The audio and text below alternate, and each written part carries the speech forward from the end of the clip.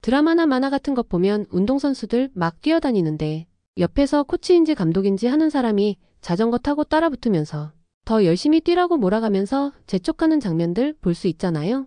그거 그냥 TV로 볼 적에는 그냥 운동하는 애들은 참 힘들겠다 정도로 감상이 끝났는데요. 이게 내일이 되니까 단순히 힘들다 정도로 끝낼 만한 상황이 아니긴 하더라고요. 거기에 학창시절 체벌은 솔직히 선생님보다 엄마가 더 심했다는 말을 종종 했었잖아요.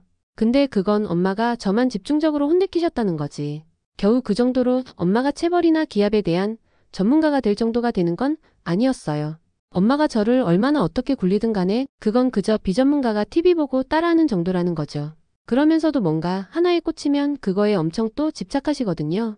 물론 그걸 평소에 막 대놓고 말씀하신다거나 하지는 않으세요. 대신에 뭔가 기회가 왔을 적에는 결코 그냥 넘어가지 않으시기는 하셨어요. 그리고 엄마는 그저 제가 지나가는 말로 살 빼야 하네 어쩌네 하는 말을 그냥 넘기지 않으시더라고요. 당시엔 체중 고민이 있기는 했지만 그렇게까지 진지하게 말했던 것도 아니었지만 엄마는 이런 문제일수록 미루면 미룰수록 끝이 없다고 하셨어요. 그리고 대부분의 다이어트 실패는 그 사람의 게으름이 문제라고도 하셨고요.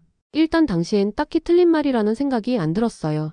물론 언젠간 살을 빼야지 하는 생각은 제 머리에 잠시간 머물렀다가 이미 사라져버렸지만 그게 엄마한테는 당장에 시작해야 하는 무언가로 받아들여졌다는 거죠.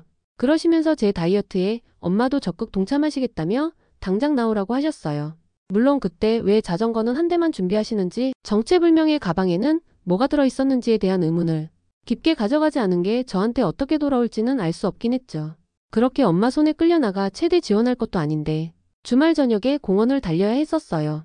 자랑은 아니지만 제가 딱히 체력이 있다거나 체력을 위해서 운동을 한다거나 하지를 않았었어요.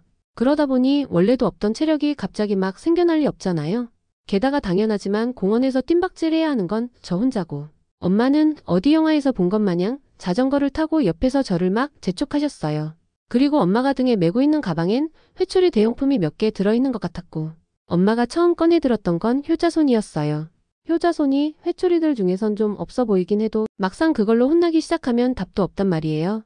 뭐랄까 효자손 같은 걸로 끝까지 가자고 휘둘러봐야 몸에 멍이 들기 전에 부러져 나갈 테고 와닿는 느낌은 따끔하다 보니 엄마가 저를 자잘하게 혼낼 적에 자주 선택하는 회초리이긴 했죠.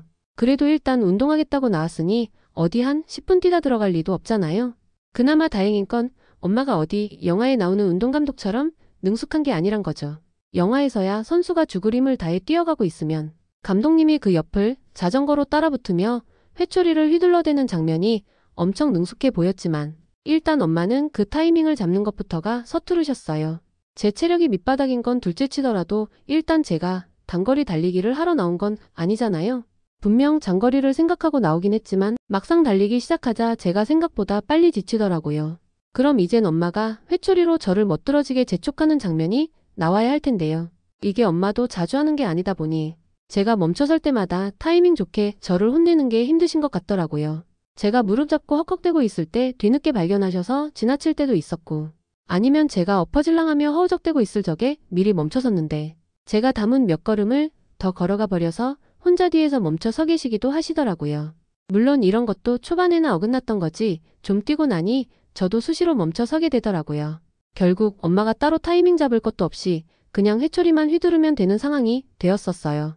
솔직히 예상은 하고 있었지만 이쯤 되니까 제가 오늘 운동을 하러 나온 건지 아니면 그냥 엄마가 스트레스 해소하는 샌드백을 하러 나온 건지 헷갈리더라고요. 물론 그럴 리는 없겠지만 움직일 힘이 없어서 헥헥대는 사람을 그렇게 억지로 움직이게 해봐야 무슨 도움이 될까 싶었어요.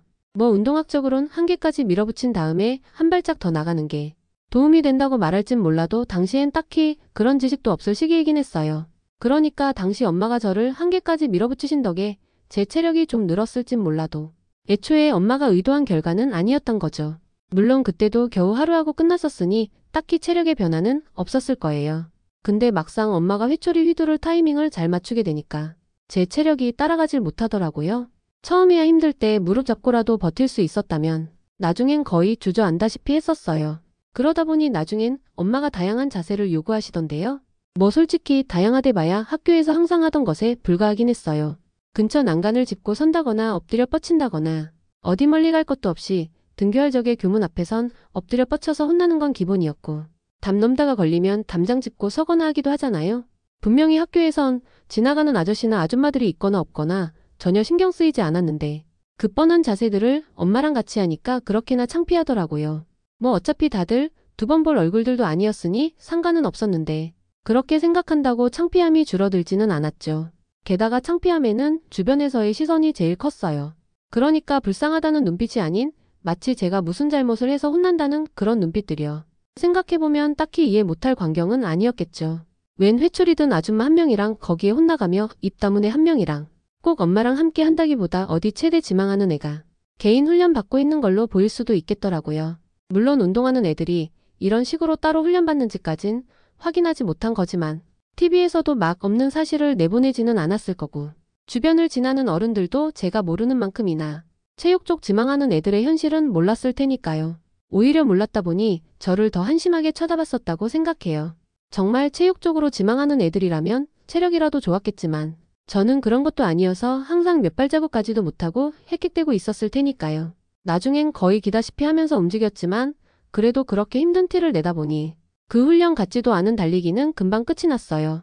만약 집안 소파 위에 발을 올리고 벌을 선 상태라면 오히려 엄살 부린다고 몇 대 더 혼났을 상황이겠지만 밖에서 그러고 있으니 엄마도 좀 눈치가 보였나 보더라고요. 나중에 사람들 좀 없는 구간에 가서는 저더러 일어서라고 하시더니 얌전히 걸어서 집으로 돌아갔어요. 그거 뭐 얼마나 걸었다고 그랬는진 몰라도 엄마나 저나 땀으로 범벅이긴 하더라고요. 그리고 그날의 체벌은 그렇게 끝이 나기는 했었어요. 제가 엄마 회초리에 그렇게 혼나가며 뛰어다녔다지만 그날 제가 무슨 큰 잘못을 했다거나 한 것도 아니었으니까요. 엄마도 그런 사실 때문에 좀 민망하셨는지 제가 잠을 잘 때까지 거실로 나오지 않으셨죠. 그래서 저도 나중엔 눈치 좀 보다가 적당히 돌아다녔었거든요. 그리고 엄마가 운동 나가며 둘러매었던 가방도 확인할 수 있었고요. 엄마가 나가서 꺼내든 게 효자손 하나라는 거지 오히려 만약 제 체력이 그걸 감당할 정도만 되었으면 얼마든지 다른 걸 꺼내 드실 수도 있었겠더라고요. 뭐 당시엔 이렇게까지 구체적인 생각이 떠오르진 않았지만 그냥 본능적으로 그 가방을 뒤적여보고 싶다는 생각이 들기는 했었어요. 회초리나 뭐 그런 건 몇 개 더 들어있을 거라고 짐작하기는 했었지만 확인해보니 생각보다 심하더라고요. 아빠가 사용하시는 기다란 구두 주걱은 예상할 수 있었어요. 아슬아슬하게 가방에 들어갈 것만 같은 길이었고 엄마도 무슨 일만 있다 하면 제일 만만하게 찾는 회초리였으니까요. 거기에 파리채나 청소기 연결봉 같은 것도 있었어요. 뭐 여기까지는 짐작 범위 아니었어요. 엄마가 정말 화났을 적에는 정말 손에 잡히는 대로 휘두르신다지만 어쨌거나 몇 번쯤은 휘둘러 보신 것들이었으니까요. 근데 주방에서 쓰는 그 방망이는 좀 아닌 것 같았는데요. 그 외에 되게 짧고 두꺼워서 참깨 빻을 때 사용하는 그거 있잖아요. 아니면 만두피 만든다고 밀가루 반죽 밀 때 쓰는 그 짤뚱한 몽둥이요. 이게 겉보기에는 되게 아플 것 같이 흉악하게 생기긴 했는데 그렇다고 이게 막 회초리로 적합하다거나 한 건 아니었거든요. 생각보다 무거워서 엄마도 속 편하게 휘두를 만하지도 않았고요. 길이도 회초리로 사용하기에는 너무 짧아서 체벌할 적에는 꼭 2번 휘둘러야 했어요. 하다못해 파리채만 하더라도 그까지는 아니었는데 말이죠. 파리채도 거꾸로 잡으면 손잡이 부분이 좀 짧기는 하지만 그래도 전체적인 길이는 좀 기다란 편이잖아요. 그렇게 무거운 것도 아니었고요. 물론 엄마도 나중엔 주변 눈치 보느라 적당히 혼내시는 것 같았지만 애초에 저를 끌고 나가실 적에는 전혀 그런 의도가 아니었다는 말이잖아요. 그걸 보고 나니까 왜 엄마가 저렇게 방 안으로 들어가 나오지 않는지 알겠더라고요. 이 일이 있고 나선 딱히 이런 시도를 하지는 않으셨는데요. 뭐 그렇다고 이후로 저한테 회초리를 들지 않았다거나 하신 건 아니었어요. 그때 민망해했던 기분은 딱 그날 하루로 끝난 것만 같았거든요.